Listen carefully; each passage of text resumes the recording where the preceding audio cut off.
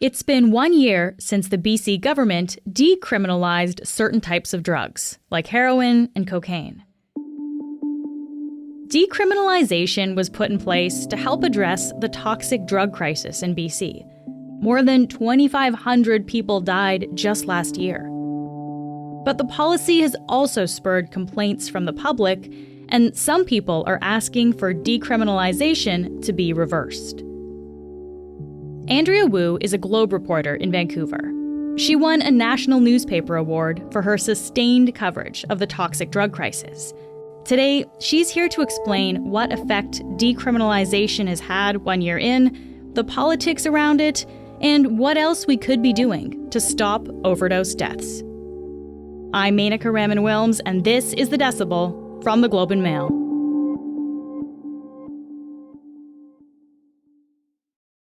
Andrea, thank you so much for being here. Thank you for having me. So BC is 1 year into decriminalization, and I know you've been covering this for a long time, Andrea, so I think we should maybe just start by taking a step back. Can you just tell us, what was the push behind decriminalization in the first place? Sure. So the backdrop to this is that BC is now in its 8th year into a public health emergency due to soaring drug deaths. It's in this context that a lot of people started saying we need to do things differently from how we were doing them before. And that's how we've started to open the door to things like decrim and safer supply and some of the more changes that are considered a lot more radical than what we might have considered before. Yeah. And when we say decriminalization in this context, like what are we actually talking about? What exactly does it mean here? So decriminalization under the current 3-year pilot in BC means that for people who have less than 2.5 grams of certain drugs, the drugs most commonly associated with overdose deaths, you will not face any criminal penalties. Police will not seize your drugs. It's different from legalization, and I think that's important to point out. It's still these drugs are still completely unregulated. It's illegal to manufacture them, to transport them, to sell them, etc. How does BC plan to measure success here? So that is a very good question, because the evaluation of the success of decriminalization hinges on what the stated goals are. And that sounds obvious, but we've heard many different rationales for it. So if we say the goal is to save lives, drug deaths have gone up almost every year for the last decade. We had a record number of deaths last year, 2,511 people died. And, decrim hasn't made a dent in that. Some have pointed out that without addressing the cause of the increase in deaths, and that's the highly toxic illicit drug supply, that those numbers won't change. If we say the goal is to lessen the stigma associated with drug use so that people feel comfortable seeking help, and that's a line that government has said often.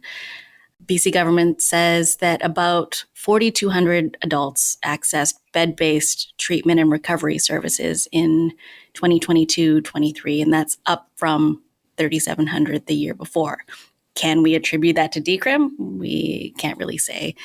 Others say if we accept that addiction is a health issue, then it makes no sense to impose criminal penalties on people who are grappling with a substance use disorder. And so that is the reason for decriminalization. So BC government says in the first 6 months compared to the previous 4-year average, there's been a 76% decrease in possession-related offenses and a 97% decrease in drug seizures under the 2.5 gram threshold. So if you're a vulnerable woman with an addiction and you didn't have your drugs seized, you didn't end up going out and doing sex work to obtain more drugs, desperately trying to avoid withdrawal, is that a success? I mean, if you're a kid in your 20s struggling with drug use and you were not arrested and charged and you didn't get a criminal record and it didn't affect your ability to get a job or housing, is that a success? Probably, but that's very hard to measure.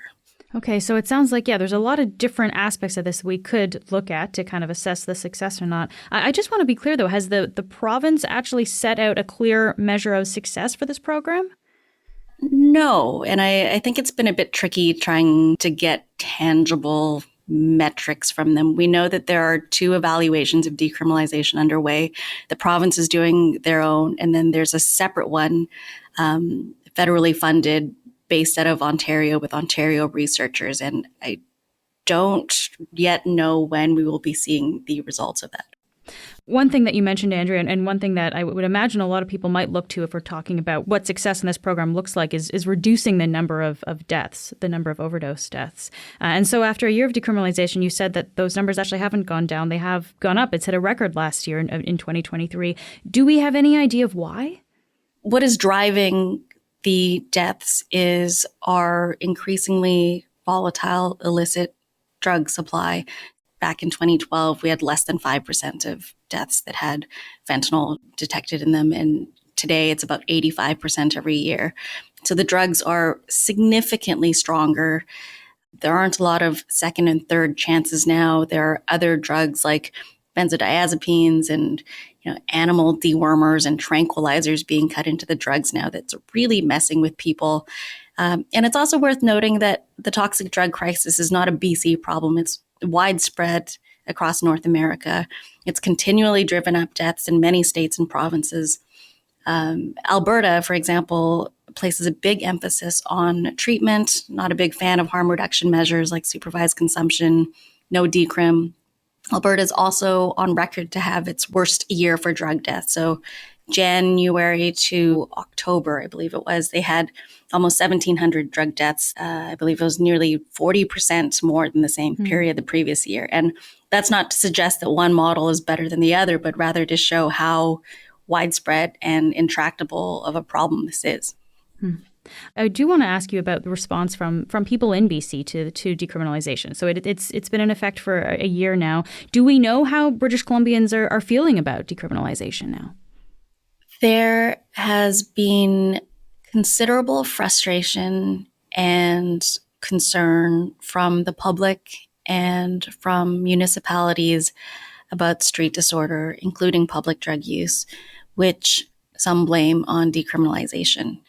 Some policing stakeholders have said that they no longer have the tools to move people along when residents or business owners report problematic drug use. On that, Lisa Lapointe, she is the outgoing chief coroner here in BC. She said that when we're talking about street disorder and public drug use, it's also worth remembering the impact the pandemic has had on our communities, the housing crisis here, the cost of living, and the fact that homelessness has gone up by a lot. The most recent homeless count showed that it's gone up by 1/3 in the Lower Mainland compared to the previous count from, I think, 2 or 3 years before. So Ms. Lapointe's point is, is there more crime and drug use, or is it now visible to a degree that we were not used to? Yeah. So it sounds like people in BC and different communities do have legitimate concerns here, though. I guess, how has the province responded to that? The BC government recently introduced legislation seeking to expand the number of places where drug use would again be criminalized. So this would be near building entrances, bus stops, parks, beaches, sports fields, and that would add on to the existing legislation that prohibits it from playgrounds, splash pads, elementary schools, etc. The Harm Reduction Nurses Association, that's a national nonprofit, they challenged the new law in court and they won a temporary injunction with a BC Supreme Court justice essentially saying that by forcing drug users into the shadows, especially given the dire lack of housing and legal supervised consumption spaces in BC, that it would cause irreparable harm to people at risk of injury or death amid a public health crisis. So while it's clearly not ideal for people to be using drugs in public spaces, it's safer than the alternative, which could mean death for them. So the province is now appealing that. They're arguing that the judgment was premature, that it was overly broad and not firmly grounded in the evidence, and that the judge failed to respect the government's legislative authority. And of course, Andrea, all of this is playing out in an election year in the province. So I guess I just wonder, how is this issue playing out politically in that way? Yeah, so our next provincial election is currently scheduled for October, with some thinking that it may be called sooner than that. We've seen a number of announcements from the BC NDP lately, and there has been an apparent effort by the province to seem responsive to the concerns of British Columbians. So I think this is very much an effort to say, hey, we hear that you guys are very worried about this, and here's what we're going to do. Andrea, I think you've spoken to drug users and advocates about decriminalization. Can you just briefly tell me, I guess, what have you heard from them? If you ask advocates about this, I think they would say that, the criticism that we often hear from them is that what's being done is sort of seen as half measures, and that they're being set up to fail. So, for example, you open the door to decriminalization, but then you sort of walk it back, and then you include all these places where people are not allowed to use drugs in public places. So technically, BC has decriminalized possession, and yet what is the effect on the ground? Safer Supply is another example of that. You open the door to this quite radical intervention, and yet less than 4% of people diagnosed with an opioid use disorder can actually access these medications, and overdose deaths aren't coming down, and it's being seen as a failure. We'll be back in a moment.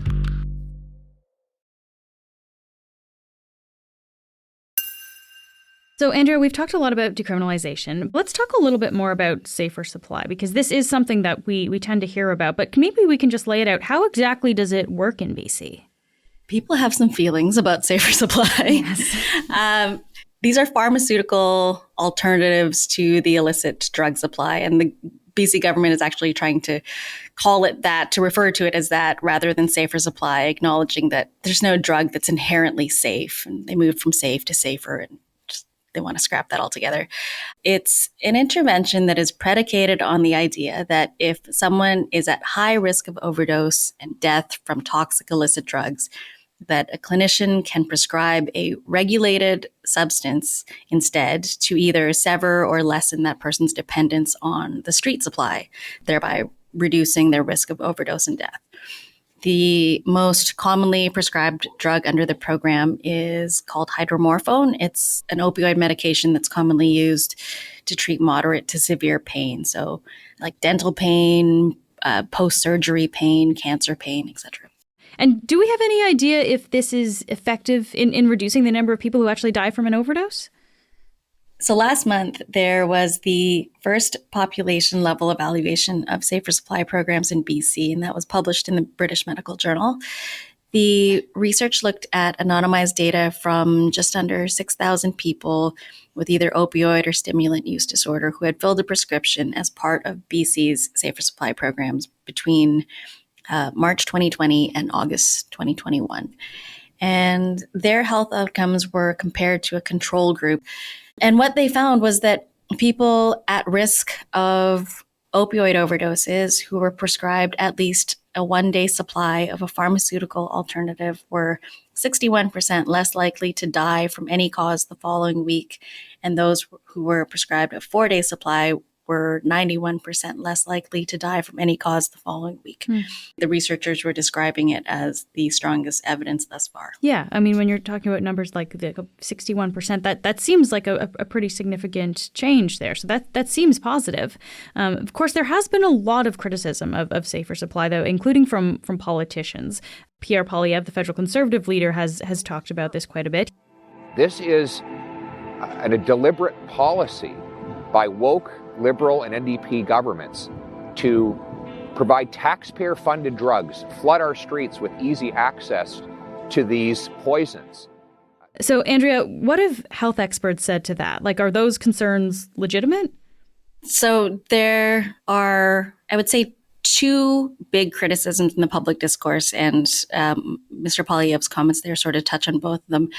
The first one is that it feels very counterintuitive to be giving, quote, free drugs to addicts, which is how it's been described often, that we should treat people instead.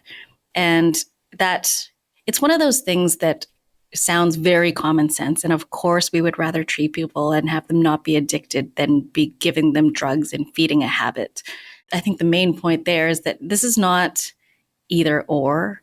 Safer supply is not treatment. It is essentially a harm reduction intervention to try to keep people alive as we try to direct people towards treatment, as we try to make the situation less horrible. It's estimated that there are 225,000 people who use illicit drugs in BC. Of those, more than 100,000 are diagnosed with an opioid use disorder. At any given time, whether there's a drug crisis or not, only a small fraction of people are ready or able to access treatment. Even if everyone wanted treatment, prescribing pharmaceutical alternatives is not intended to be, the panacea to this. But I think there's a recognition that it can stabilize people. It can lessen their risk of death in the face of an acute toxic drug crisis. And so the second piece, diversion, that is a real concern. And when we say diversion, we mean like reselling drugs, essentially, is what you're saying? Yeah, so drugs that, even pharmaceutical drugs that end up with people to whom they were not prescribed. So since Safer Supply program started in British Columbia in 2020, again, the most commonly prescribed medication is hydromorphone. It's comparable in strength to heroin. Heroin is something that hasn't been on our streets really for many years now. It's been completely replaced with fentanyl, which is significantly stronger. And so if you are someone who was addicted to heroin and you have ended up being addicted to fentanyl, hydromorphone is not going to do very much for you. But this is what we have felt comfortable prescribing to date. And so we hear often, and I've heard directly from people who are part of the program, that if it's not meeting their needs, they will either sell it to get something stronger, like maybe fentanyl, to meet their needs, or they'll give it to someone else who cannot access prescribed safer supply. And another big piece of that is that when we talk about people who are diverting these drugs, they're almost, I think maybe always, people who are living in poverty. So I've talked to one addiction physician who prescribes safer supply, and he's like, I have patients who make $80,000. Like, they're not the ones who are diverting their safer supply. It's people who can't eat, like people who are out on the streets. And maybe I need $40-50 more than I need these tablets right now. There was another doctor that I talked to who was talking about this, and she said, I wish I could just prescribe money instead. It seems to be what they really need. And there have been calls to expand the Safer Supply program in BC as well. So, I mean, is that something that people are looking at? Yeah, so there have been 2 reports recently regarding the expansion of Safer Supply. One is from Provincial Health Officer Bonnie Henry. Some of the recommendations that she had were to expand the types of medications that would be available so that they do meet the needs of people, so there's less of an incentive to sell it or to give it away. The expert panel from the Coroner Service and Dr. Bonnie Henry, they pointed out the extreme pressures on our healthcare system already. More than 1 million people don't even have family doctors. To expect individual clinicians to essentially be gatekeepers to a safer drug supply is probably not very realistic. So what Dr. Bonnie Henry has recommended before is potentially something like making these substances available at multidisciplinary clinics. So there's still doctor oversight, but not one-to-one prescribing, or making them available at health authority overdose prevention sites. Or a more controversial model would be compassion clubs. So similar to what we did with weed before legalization, where members would pay money and buy these safer substances. Okay. So, Andrea, you've been covering this for a while now. So from your reporting and the people that you've been talking to, I mean, is there anything else that we could or that we should be doing here to confront the toxic drug crisis? People agree on a lot more than one might think based on the public discourse. So using Safer Supply as an example, even opposition politicians and clinicians who have been very loud with their concerns about this, agree that regulated opioid medications play a very important tool in responding to people with opioid use disorders, that it's effective in connecting people to healthcare, that it does stabilize people, that it can be used to titrate people to traditional medications like methadone. I think there's a lot of agreement that our substance use treatment system is inadequate.